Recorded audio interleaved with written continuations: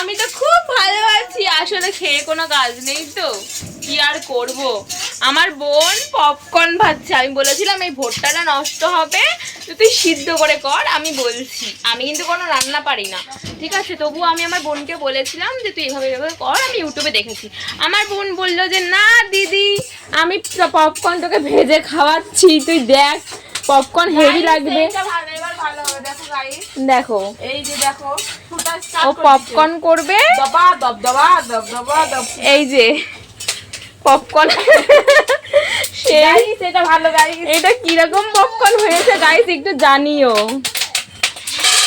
Guys এটা হচ্ছে, এটা পপকর্ন থেকে ঘূর্ণিঝড় হয়ে গেছে গাইস, এটা হচ্ছে গাইস।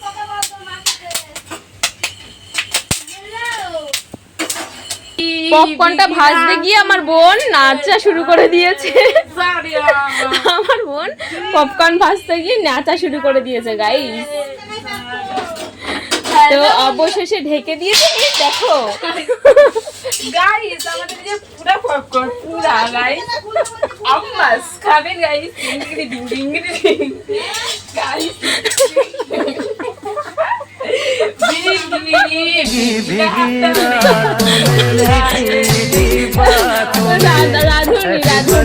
কারোর যদি এরকম রাঁধুনি দরকার পড়ে অবশ্যই কমেন্ট করে জানাবে, ঠিক আছে?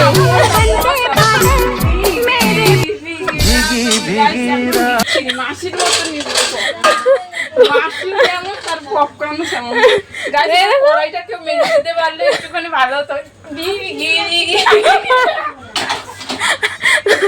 গাইস এটা পপকর্ন হয়েছে, আমাকে কি হয়েছে, এটা পপকর্ন করেছে গাইস। অবশেষে পপকর্ন হালকা হালকা হয়েছে গাইস। তেল মানে গাড়িতে ছাড়া আমরা একটা রেসিপি বের করেছি যে পপকর্ন ভাজবো তেল দিয়ে বাড়িতেই। তো দেখো তাও ভালোই করেছি।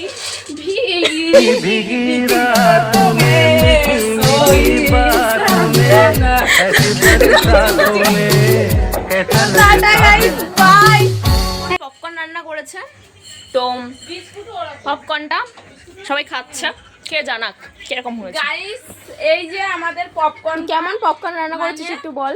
একদম জঘন্য এই পপকর্ন দিয়ে দিচ্ছি, মানে জঘন্য যাকে বলে। আমি বাড়িতে করি খুব অসাধারণ হয়, কিন্তু ফুলে একদম ঢোল হয়ে যায়, কিন্তু এটা এটা বিগি হয়ে গেছে, শুধু তেলটা নষ্ট হয়ে যায়। কেমন হয়েছে পপকর্নটা একটু রিভিউ দে। বিচ্ছিরি। কেমন হয়েছে কেমন হয়েছে পপকর্নটা একটু বলো। বাজে এরকম হয়েছে ভিগি ভিগি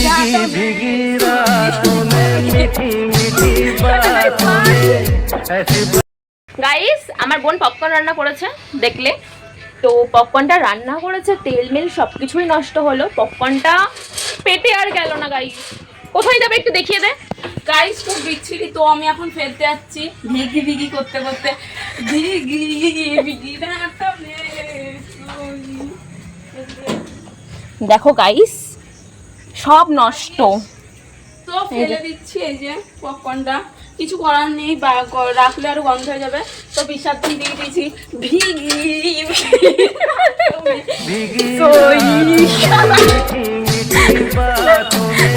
guys tata guys, tata by.